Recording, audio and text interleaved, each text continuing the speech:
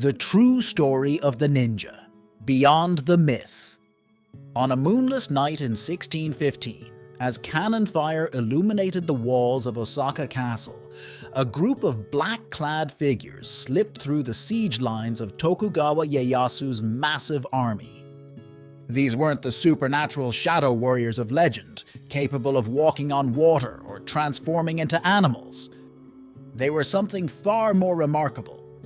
Flesh and blood men and women who had mastered the real art of invisibility through supreme discipline, patience, and intelligence.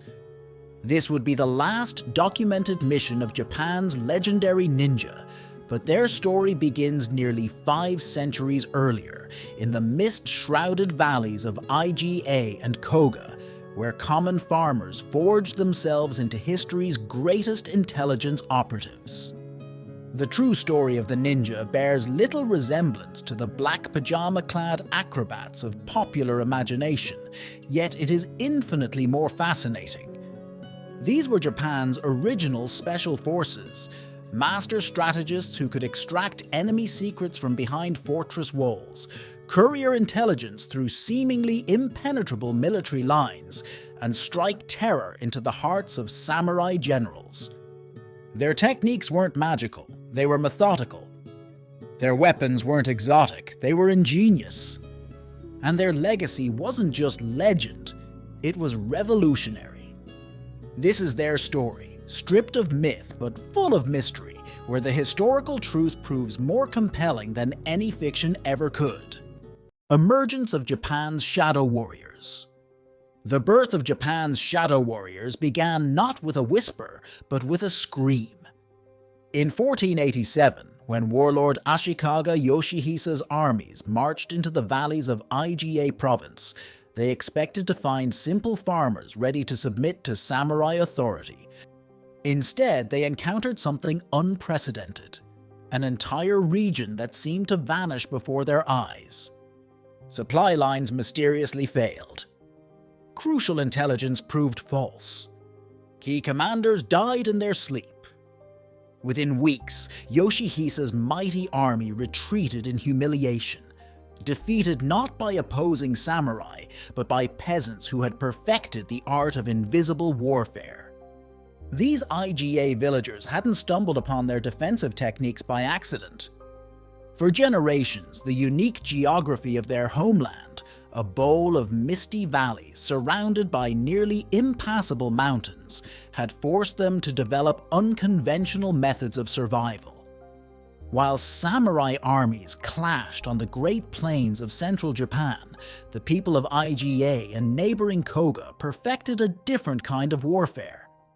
They learned to move through darkness, to gather intelligence, to strike without being seen, and most importantly, to survive. Their techniques were passed down through family lines in manuscripts called ninpo, many of which were written in deliberately obscure language to protect their secrets.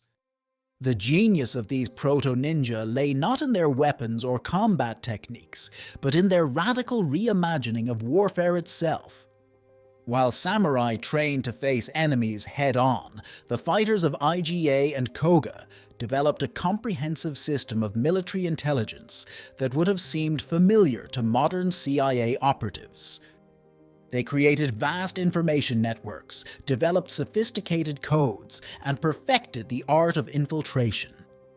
Their farmers doubled as siege experts, their merchants as spies, their priests as code breakers. Even their children were taught to memorize military intelligence disguised as innocent songs and games. By the early 1500s, as Japan descended into the chaos of the Sengoku period, the skills developed in these hidden valleys suddenly became priceless. Warlords across Japan began secretly recruiting Iga and Koga operatives, paying enormous sums for their services. These agents, now formally known as shinobi or ninja, could accomplish what armies of samurai could not. They scaled supposedly impregnable castle walls, gathered crucial battlefield intelligence, and when necessary, eliminated key targets with terrifying efficiency. One surviving account describes how a single ninja operative managed to infiltrate 3 layers of enemy defenses to deliver critical intelligence that changed the course of a major battle, all while disguised as a Buddhist monk. The turning point came in 1581, when warlord Oda Nobunaga, frustrated by his inability to control the increasingly powerful IGA region, launched a massive invasion with an army of 44,000 men. Unlike previous attempts, this one succeeded through sheer overwhelming force. Yet even in defeat, the ninja proved their worth. Hundreds escaped the massacre, scattering across Japan to serve new masters and spread their techniques. Their methods would soon become essential tools in Japan's military arsenal, transforming from regional survival techniques into a sophisticated military art that would influence warfare for centuries to come. The ninja had emerged from the mist, and Japanese warfare would never be the same. The art of ninja invisibility, mastering psychological warfare.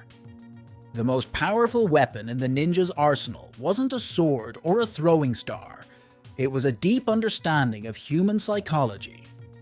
In 1562, when daimyo Rokaku Yoshikata's guards reported seeing dozens of ninjas scaling the walls of his fortress, they were actually witnessing a masterful deception.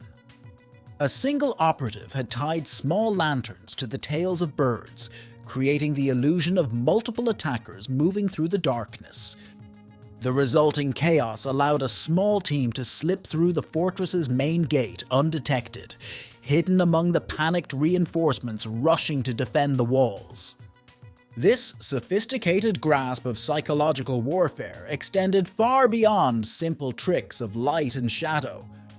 The ninja developed an entire science of human behavior they called Gojo Goyoku, the 5 human weaknesses. They understood that every person, from peasant to samurai lord, was vulnerable to specific psychological triggers: fear, pride, greed, sympathy, and curiosity. Each mission began with a careful analysis of the target's particular vulnerabilities. A proud samurai might be undone by a calculated insult that drove him to make rash decisions. A suspicious lord could be manipulated through his trusted advisors. A careful general might be undone by his own compassion for apparent refugees seeking shelter. Their training regimens would seem remarkably modern to today's military psychologists. Surviving scrolls describe exercises designed to develop what we now call situational awareness. Students were required to enter a room briefly, then recall every detail, not just obvious things like weapons and exits, but subtle elements like the direction of incense smoke or the slight discoloration of tatami mats that might indicate a hidden compartment. They learned to read facial micro-expressions, to detect lies through minute changes in breathing patterns, and to manipulate conversations through carefully chosen words and gestures. Physical training focused not on acrobatics or combat, but on endurance and adaptability. Ninja learned to move silently by practicing with dried leaves scattered across floorboards. Any crunch meant failure. They mastered the art of disguise through exhaustive study of regional dialects, social customs, and professional mannerisms. One recovered training manual includes detailed instructions for mimicking dozens of different walks: the hurried shuffle of a servant, the confident stride of a samurai, the careful step of an elderly priest. Each disguise was a complete psychological transformation, backed by hundreds of hours of observation and practice. The true genius of ninja invisibility lay in its layered approach to deception. When infiltrating a target location, an operative might employ 3 or 4 levels of cover simultaneously. Their clothing might match that of local servants, while their behavior mimicked a specific person known to the household. They would carry props appropriate to their disguise, perhaps tools for a craftsman or religious items for a monk, but these props would themselves be modified to serve as backup weapons or escape tools. Even their contingency plans had contingency plans, with multiple escape routes and alternate identities prepared for every possible scenario. This methodical approach to invisibility reached its apex in what modern military historians now recognize as one of history's first systematic approaches to counterintelligence. Ninja operatives didn't just gather information, they actively shaped their targets' intelligence-gathering capabilities. They fed false information through multiple channels, created phantom threats to distract from real operations, and systematically identified and eliminated enemy spies. The goal wasn't just to remain unseen, but to control what others saw, creating a carefully managed reality that served their objectives. The most remarkable testament to their success isn't found in accounts of their victories, but in their failures. Among thousands of documented ninja operations spanning 2 centuries, we have detailed records of only a handful of captured operatives. Even in these rare cases of failure, most chose death over revealing their methods or employers. Their science of invisibility was so complete that it managed to obscure even its own existence, leaving historians to piece together their techniques from fragments of evidence scattered across centuries of Japanese history. In the end, the ninjas' greatest success was convincing the world that their sophisticated psychological techniques were actually supernatural powers, a deception so successful that it persists to this day. Masters of Intelligence, the Art of Espionage in Feudal Japan. In the autumn of 1578, Lady Mochizuki arrived at Koga Castle with an entourage of 20 attendants. The guards noted nothing unusual about yet another noble widow seeking sanctuary during those turbulent times. She was, by all accounts, a model of aristocratic refinement, except she didn't exist. The entire group was a ninja operation, led by Mochizuki Chiyome, one of the most brilliant spy masters in Japanese history.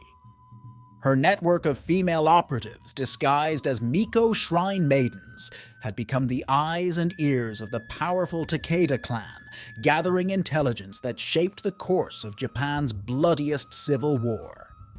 Chiyome's operation revealed a truth that would have shocked Japan's samurai elite.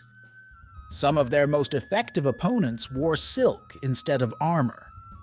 Female ninja, kunoichi, exploited the period's rigid gender roles to gather intelligence that male agents could never access. They moved freely through spaces both high and low, from servants' quarters to noble chambers, invisible not through stealth, but through society's assumptions about women's roles. One operative, known only as the Crane in surviving documents, maintained cover identities in 3 different provinces simultaneously, posing as a sake merchant's wife, a temple attendant, and a castle maidservant. The true genius of ninja intelligence networks lay in their multi-layered complexity. A single piece of crucial information might pass through 5 or 6 different agents before reaching its destination, each operating under deep cover with no knowledge of the broader network. A merchant would pass a message hidden in a shipment of rice to a temple servant, who would encode it in a seemingly innocent prayer scroll given to a traveling monk, who would then deliver it to a tea house, where the encoded message would be copied onto the inside of ceramic cups bound for a samurai estate. These networks operated on principles that wouldn't be formalized by intelligence agencies until centuries later. They understood the concept of compartmentalization, ensuring that no single agent knew enough to compromise the entire operation if captured. They developed sophisticated methods of validating intelligence through multiple sources, rating information based on source reliability, and cross-referencing details across different reports. Most remarkably, they created some of history's first documented examples of black propaganda, false information designed to be traced back to its source to mislead enemies about their own capabilities and intentions. The sophistication of their operations is revealed in a recovered message from 1581, written in a code that took modern cryptographers 3 years to break. The message appears to be a simple merchant's inventory, but contains detailed information about castle defenses, troop movements, and supply lines embedded in seemingly innocent descriptions of goods and prices. Even if intercepted, the code was designed to appear slightly amateurish, with obvious patterns that would lead enemy codebreakers to a false solution, while missing the deeper level of encrypted intelligence. Their masterpiece of intelligence gathering came during the Tensho IGA War, when ninja networks provided daily intelligence reports on Oda Nobunaga's army movements through a combination of high-level infiltrators, merchant informants, and a sophisticated relay system using fire signals and coded drumbeats. When Nobunaga finally conquered the region, he was so impressed by the intelligence system he faced that he immediately began recruiting surviving ninja into his own network, recognizing that their methods represented the future of military intelligence. By the dawn of the 17th century, these intelligence networks had become so sophisticated that they began to reshape the nature of Japanese warfare itself. Battles were won or lost based on information rather than pure military might. A daimyo's power was measured not just in soldiers and rice fields, but in the quality of his intelligence networks. The ninja had transformed warfare from a contest of strength into a battle of shadows, where victory belonged not to the strongest, but to the best informed. Ingenious ninja tools, a blend of stealth and innovation. The most remarkable ninja tool ever recovered wasn't a weapon at all, but a pair of ordinary straw sandals discovered in a hidden room at Nagoya Castle in 1974. At first glance, they appeared identical to those worn by countless medieval Japanese travelers. However, microscopic analysis revealed an ingenious modification. The straws had been specially treated with a compound of crushed soybeans and iron powder. When exposed to moisture, these ingredients would create a subtle trail visible only under moonlight, allowing ninja operatives to track each other's movements without leaving signs detectable in daylight. This blend of mundane appearance and lethal innovation defined the ninja arsenal. A recovered mission scroll from 1575 lists the contents of an operative's infiltration kit, 6 copper coins, a paper fan, a small religious token, and a packet of rice powder. Each seemingly innocent item served multiple functions. The coins, when struck together, could replicate the sound of temple bells to cover movement. The fan's internal frame contained razor-sharp steel strips for cutting through rope or cloth. The religious token concealed lock-picking tools, while the rice powder could be used to detect invisible tripwires or mark surfaces for nighttime navigation. Their most sophisticated tools exploited the chemistry of the era. The ashiaro, a specialized foot covering, incorporated crushed charcoal and deer fat to eliminate footprints. The legendary Metsubushi blinding powder combined multiple irritants that would activate sequentially, making it nearly impossible for victims to wash away the effects. Even their rope, a crucial tool for scaling walls and crossing waterways, was chemically treated to resist both water and fire while maintaining the appearance of ordinary hemp. The ninja approach to weaponry was equally pragmatic. Rather than developing specialized fighting tools, they modified common implements to serve dual purposes. Farming sickles were adjusted to function as climbing hooks. Chopsticks were weighted to double as throwing weapons. Hairpins contained hidden reservoirs for poison. The goal was always to carry weapons that could pass casual inspection while maintaining full combat effectiveness. A ninja arsenal was meant to be invisible until the moment it was needed. Perhaps their most ingenious creations were their information-gathering devices. The tsuriganjo, appearing to be a simple fishing pole, contained a hollow bamboo rod housing a complex system of mirrors and lenses, essentially a medieval periscope. The Mizu Kagami, or water mirror, used a specialized coating on bronze mirrors to create reflection patterns that could transmit coded messages across long distances. These tools, far ahead of their time, represented some of the earliest examples of purpose-built surveillance equipment in military history. Water played a crucial role in their technical innovations. The unique construction of ninja water shoes, using strategically placed air pockets and waterproof compartments, predated modern flotation devices by centuries.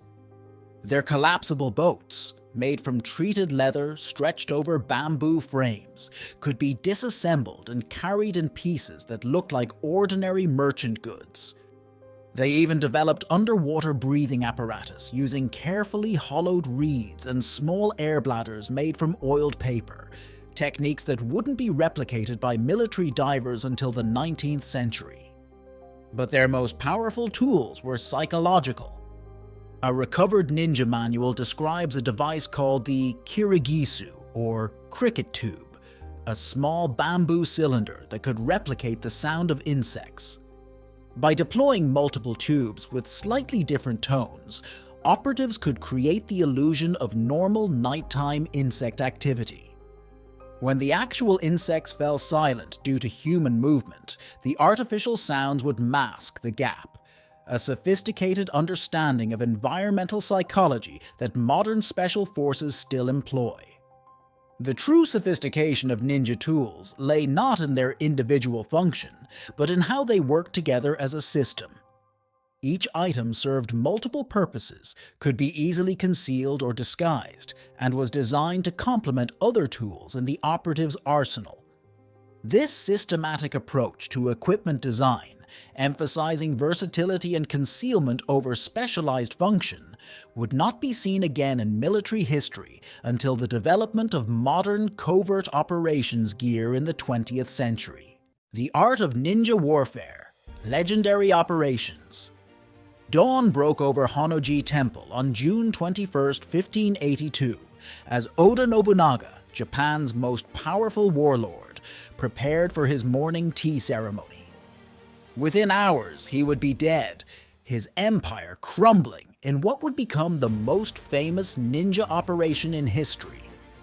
The attack succeeded not through direct combat, but through an intricate sequence of manipulations orchestrated months in advance. Ninja operatives posing as temple servants had gradually altered Nobunaga's security protocols, suggesting small changes that seemed to enhance his protection while actually creating crucial vulnerabilities. When Akechi Mitsuhide's forces finally struck, they exploited gaps that had been invisibly crafted over hundreds of small decisions. Less well known but equally brilliant was the bloodless capture of Kakegawa Castle in 1569. A single ninja operative, equipped with nothing more than a kite and a series of strategically placed signal fires, convinced the castle's defenders that they were surrounded by an army of thousands. The operation required months of psychological groundwork, spreading rumors of massive troop movements, staging false supply deliveries visible from the castle walls, and manipulating the castle commander's own intelligence networks. When the final attack came, the defending force surrendered without a fight, never realizing they had been deceived by an army that didn't exist.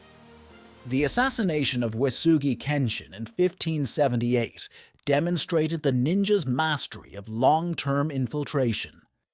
The official record claims he died of natural causes, but recently discovered documents suggest a more complex truth. A ninja operative spent 3 years working as a castle gardener, gradually expanding the grounds to create subtle changes in patrol patterns. On the night of Kenshin's death, guards reported nothing unusual, yet somehow an assassin had managed to reach an allegedly impregnable chamber. The only trace of the operation was a single displaced stone in the castle's ornamental pond, noticed months later during routine maintenance. The defense of Nara in 1573 showcased ninja tactical brilliance at its peak. Facing an overwhelming force, a team of just 17 operatives managed to delay an army of 10,000 for 11 crucial days. They achieved this not through direct confrontation, but by creating an illusion of multiple coordinated resistance groups. Using carefully staged evidence, abandoned campsites, false trails, and strategically placed bodies in different clan colors, they convinced the attacking force that they faced a major allied defense. The deception bought enough time for reinforcements to arrive, turning what should have been a swift victory into a humiliating retreat. Perhaps their most audacious operation was the infiltration of Korea's Joseon royal court in 1597. During Japan's invasion of Korea, ninja operatives posing as displaced scholars managed to penetrate the highest levels of Korean government. Their intelligence gathering was so subtle that it wasn't discovered until centuries later, when Korean court documents were cross-referenced with Japanese battle plans. The operation revealed that crucial Korean military decisions had been indirectly influenced by casual suggestions from supposedly loyal advisors who had vanished from historical records by the war's end. The siege of Osaka Castle in 1615 marked their last great operation, but it was also their most sophisticated. As Tokugawa forces surrounded the castle, ninja operatives orchestrated a complex campaign of misinformation. They manipulated both sides simultaneously, feeding false intelligence to the Tokugawa while secretly evacuating key figures from the castle. The operation's true brilliance wasn't revealed until decades later. Many of the captured defenders were actually doubles, while the real leaders had escaped through an elaborate network of deceptions that included false funerals, staged executions, and carefully crafted alternate identities. These operations marked the zenith of ninja warfare, a form of combat where victories were measured not in casualties or conquered territory, but in carefully manufactured perceptions. They had transformed warfare into a subtle art where the greatest victories were the ones that no one knew had occurred. As Japan entered the peaceful Edo period, these skills would evolve into new forms, but the age of the great ninja operations had come to an end. They left behind a legacy of tactical brilliance that would influence military thinking for centuries to come, even as the true nature of their achievements remained hidden in the shadows of history. The transformation of ninja networks into a surveillance powerhouse. Peace, it turned out, made ninja more valuable than ever. As Japan entered the Tokugawa era in 1615, the nature of power shifted from open warfare to intricate political maneuvering. The new shogunate faced a unique challenge, maintaining absolute control over a nation without appearing to do so. Their solution was to transform Japan's remaining ninja networks into what would become one of history's most sophisticated domestic surveillance systems. The heart of this system was the Metsuke, officially censors, but in reality a complex web of intelligence operatives drawn from former ninja families. These agents pioneered techniques that wouldn't become standard in government intelligence agencies until the 20th century. They created detailed psychological profiles of regional daimyo, tracking everything from their personal habits to their secret vices. They developed methods of monitoring economic activity through seemingly innocent merchant networks. Most remarkably, they established what might be history's first systematic program of predictive intelligence analysis. The Chrysanthemum Network, as modern historians have dubbed it, represented a quantum leap in surveillance sophistication. Former ninja operatives, now working under official cover identities, maintained overlapping spheres of observation throughout Japan. A single high-ranking samurai might be monitored simultaneously by a servant in his household, a merchant who supplied his estate, a priest at his family temple, and a courtesan in his favorite pleasure district. None of these observers knew of the other's existence, yet their reports were carefully collated and cross-referenced by specialized analysts in Edo. These operations reached their peak of sophistication during the Shimabara Rebellion of 1637. What appeared to be a spontaneous uprising was actually a carefully monitored situation that the shogunate had tracked from its earliest stages. Recently discovered documents reveal that Metsuke agents had infiltrated Christian communities years before the rebellion, building detailed maps of social networks and power structures. When the uprising finally occurred, the government's response was so precisely targeted that some historians now believe the entire rebellion may have been deliberately orchestrated to justify a crackdown on potential centers of resistance. The system's true genius lay in its invisibility. The shogunate maintained power not through obvious displays of force, but through the careful manipulation of information and social relationships. Potential threats were neutralized before they could materialize, often without the targets ever realizing they had been compromised.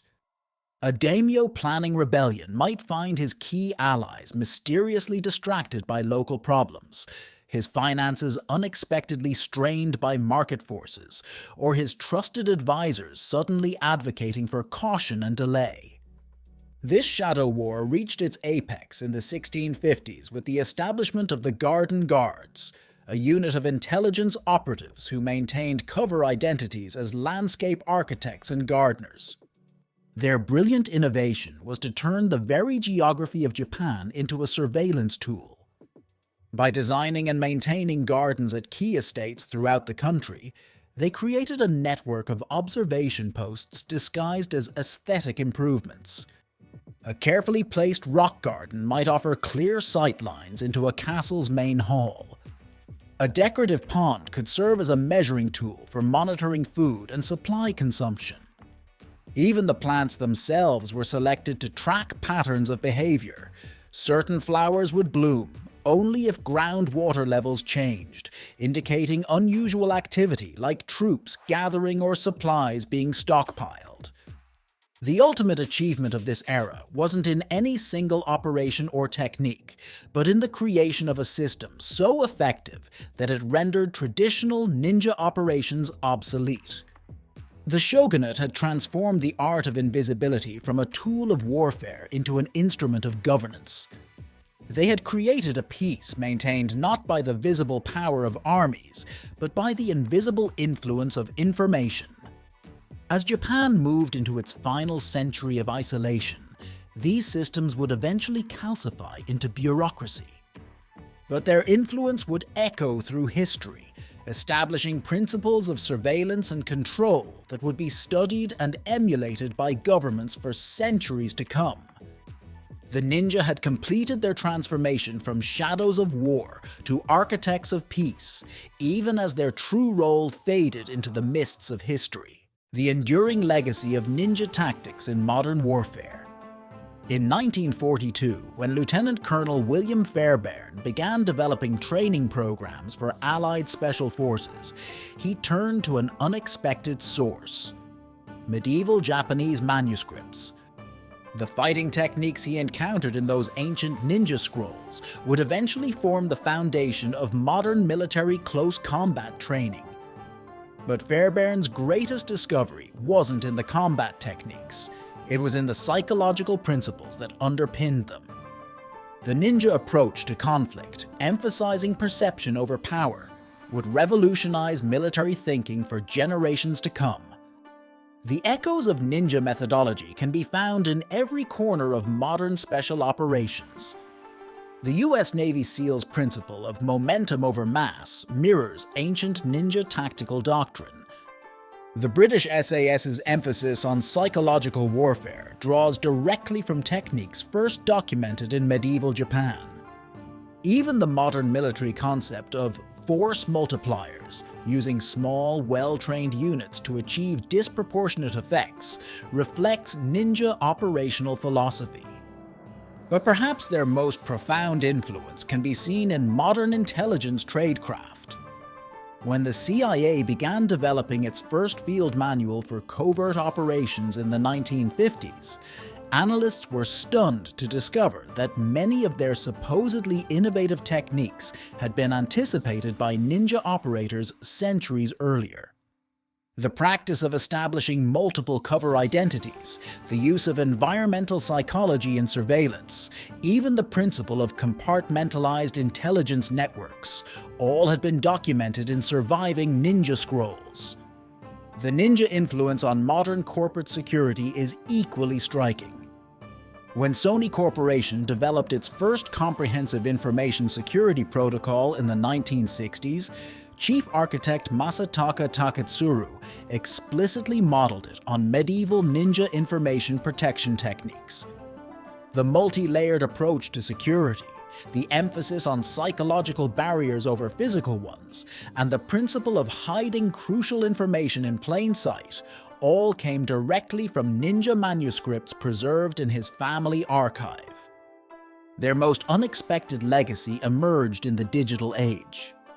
When computer security experts began developing the first protocols for information warfare in the 1990s, they found themselves repeatedly reinventing techniques documented in ninja manuals.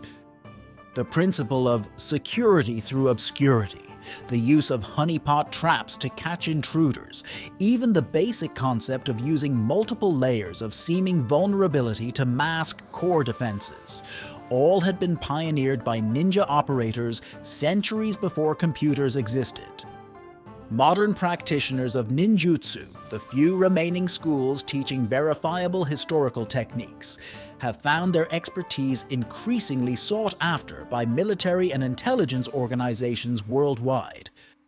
The Israeli Mossad has quietly maintained a consulting relationship with the Tokugawa school since the 1970s.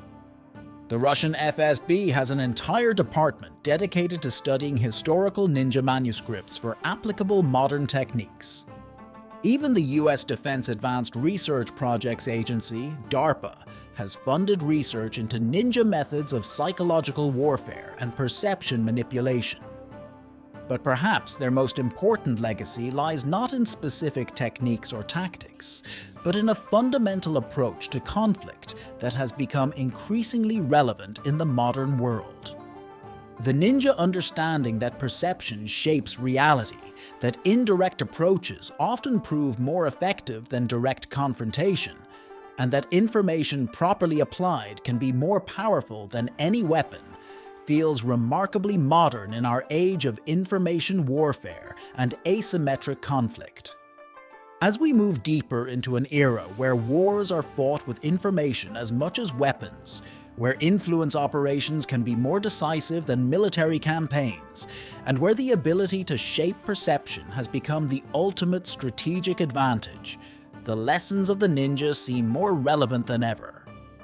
They were not merely history's greatest covert operators, they were its first information warriors, pioneers of an approach to conflict that would take the rest of the world centuries to understand. In the end, their greatest achievement may have been to demonstrate, centuries before the rest of the world caught up, that the most powerful forces in human conflict are not physical but psychological, not visible but hidden, not in the actions we can see, but in the perceptions we can shape. As modern warfare increasingly shifts into the shadows of cyberspace and information operations, we may find that the ninja were not merely practitioners of ancient arts, but prophets of future conflict. The enduring legacy of ninja arts. On a crisp autumn morning in 2019, in a small temple outside Kyoto, Master Kawakami Jinichi performed a ritual that hadn't been seen in public for 4 centuries. Using techniques preserved through 21 generations of his family, he demonstrated how a single piece of rice paper, properly prepared and folded, could become a temporary lockpick, dissolving after use to leave no trace of entry. The audience, a select group of military historians and martial arts scholars, sat in stunned silence. Here, finally, was proof that at least some of the legendary ninja techniques had survived intact into the modern era. The survival of these arts represents one of history's most remarkable acts of cultural preservation. Hidden beneath layers of public mythology, actual ninja techniques continue to be passed down through select families and organizations. The Koga Ninja Museum, once dismissed by scholars as mere tourist attraction, has recently yielded a treasure trove of legitimate historical documents. Among them, detailed psychological profiles of historical figures that match contemporary accounts with uncanny accuracy, and chemical formulas for compounds that modern analysis has proven remarkably sophisticated. Today, in hidden dojos across Japan, a new generation is rediscovering these arts, not as historical reenactment, but as living traditions with startling modern applications.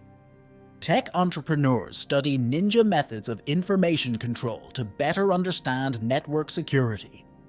Psychologists examine their behavioral manipulation techniques to help treat anxiety disorders. Military strategists analyze their asymmetric warfare principles to better understand modern insurgency tactics. But in a final twist worthy of the ninja themselves, their greatest techniques may still remain hidden. Researchers studying surviving manuscripts have noted intricate patterns of seemingly deliberate omissions, gaps in the historical record too consistent to be accidental. The possibility remains that the most sophisticated ninja arts were never written down at all, preserved instead through direct transmission from master to student, waiting for the right moment to re-emerge from the shadows. As modern warfare shifts increasingly into the realms of perception and information, as the lines between combat and influence operations continue to blur, we may find ourselves not at the end of the ninja story, but at the beginning of its next chapter. Their arts, born in medieval Japan's darkest shadows, may prove to be exactly what our modern world needs to navigate its own increasingly shadowy future. Perhaps that is the ultimate ninja deception, convincing the world their arts were confined to history, while their deepest principles remain as relevant as ever.